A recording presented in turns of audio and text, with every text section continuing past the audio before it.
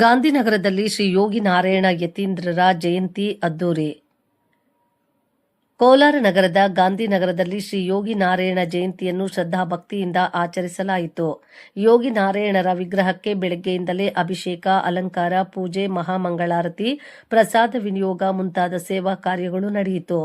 ಶ್ರೀ ದೇವತಾ ಕಾರ್ಯದಲ್ಲಿ ಆಂಜಿನಪ್ಪ ಕೆಬಿ ಉಪಾಧ್ಯಕ್ಷರು, ಅಶ್ವತ್ಥನಾರಾಯಣಪ್ಪ ಅಧ್ಯಕ್ಷರು, ಸುನಿಲ್, ವೆಂಕಟೇಶ್, ಶ್ರೀನಿವಾಸ್, ಮಂಜುನಾಥ್, ಶ್ರೀಧರ್, ಮುನ್ರಾಜು, ಸಿಪಿಎಂ ನಾರಾಯಣಸ್ವಾಮಿ, ರಾಜೇಶ್ ಸೇರಿದಂತೆ ಭಕ್ತಾದಿಗಳು, ಸೇವಾ ಸಮಿತಿಯ ಮುಖ್ಯಸ್ಥರು ಮತ್ತು ಬಲ್ಜು ಕುಲಸ್ಥರು ಯತೀಂದ್ರರಿಗೆ ಪೂಜೆ ಸಲ್ಲಿಸಿ ಪಲ್ಲಕ್ಕಿಯೊಂದಿಗೆ ಮೆರವಣಿಗೆ ನಡೆಸಿದರು.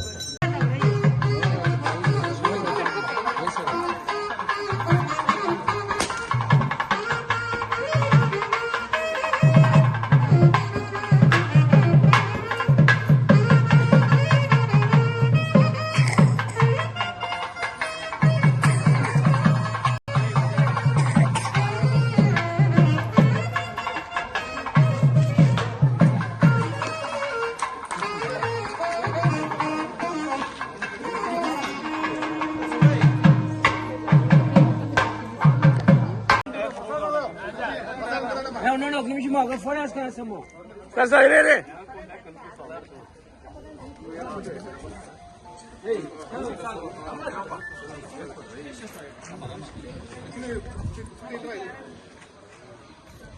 ముందుకి నవీనా రండా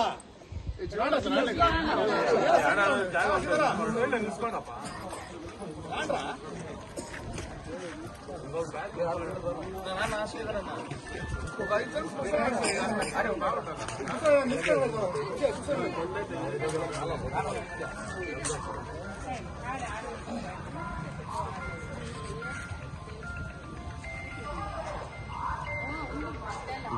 ನಮೋ ನಾರಾಯಣಾಯ. ಈ ದಿನ ಬಹಳ ಪವಿತ್ರವಾದಂತಹ ದಿನ. ಸದ್ಗುರು ತಾತಯ್ಯನವರು 300 ವರ್ಷಗಳ ಜಯಂತ್ಯೋತ್ಸವವನ್ನು ನಾವು ಗಾಂಧಿನಗರದ ಸದ್ಗುರು ತಾತಯ್ಯನವರ ದೇವಾಲಯದಲ್ಲಿ ಆಚರಣೆ ಮಾಡ್ತಾ ಇದ್ದೀವಿ. ಇಡೀ ಪ್ರಪಂಚಕ್ಕೆ ಕಾಲಜ್ಞಾನವನ್ನು ನೀಡಿದಂತಹ ಮಹಾನ್ ವ್ಯಕ್ತಿಗಳವರು. ಈಗ ನೀವು ಗಮನಿಸ್ತಾ ಇರಬಹುದು, ಕಾಲಜ್ಞಾನದ ಒಂದು ವಿಧಿವಿಧಾನಗಳು ಹೆಂಗ್ ನಡೀತಾ ಇದೆ ಅಂತ. ಬೇಕಾದ್ರೆ ನೀವು ಅದನ್ನು ಅವರ ಪುಸ್ತಕಗಳು ಸಾಹಿತ್ಯದಲ್ಲಿ ಓದಿ ತಿಳ್ಕೋಬಹುದು. ಅಂತಹ ಒಂದು ಪವಿತ್ರವಾದಂತಹ ವ್ಯಕ್ತಿ, ಶ್ರೀಮನ್ನಾರಾಯಣ ಮೂರ್ತಿಯ ಅಂಶದಲ್ಲಿ ಜನಿಸಿದಂತಹ ಸದ್ಗುರು ತಾತಯ್ಯನವರು. ಅವರು 110 ವರ್ಷಗಳ ಕಾಲ ಜೀವಿಸಿದ್ದು, ತದನಂತರ ಜೀವ ಸಮಾಧಸ್ಥವನ್ನು ಹೊಂದಿದಂತಹ ವ್ಯಕ್ತಿ. ಕುಲುಮುಲೋನ ಕಲಿಯಮೋ ಕುಲಗೋತ್ರములు ಕೂಲವೇಸಿ ಕುದುರಮೆಕ್ಕಿನ ವಾರಮೋ ಅಂತ. ಕುಲ ಅನ್ನೋದು ಅವ್ರ ಇದರಲ್ಲೇ ಇಲ್ಲ. ಎಲ್ಲ ಜಾತಿ ಜನಾಂಗವನ್ನ ಒಂದೇ ಅಂತ ಭಾವಿಸಿರುವಂಥವರು.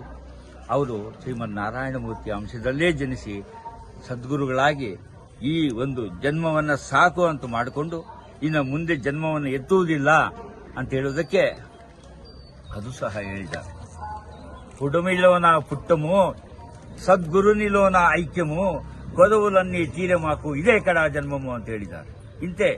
ಇನ್ನ ಅವ್ರ ಜನ್ಮ ಎತ್ತೋದಿಲ್ಲ, ದೇವರಾಗ್ಬಿಟ್ಟಿದ್ದಾರೆ. ಅವರು ಪರಮಾತ್ಮನ ಅಂಶದಲ್ಲೇ ಜನಿಸಿ ಪರಮಾತ್ಮನ ಒಂದು ಸ್ವರೂಪವನ್ನು ಪಡೆದಂತಹ ಮಹಾನ್ ವ್ಯಕ್ತಿಗಳು ನಮ್ಮ ಸದ್ಗುರು ತಾತಯ್ಯ. ಓಂ ನಮೋ ನಾರಾಯಣ.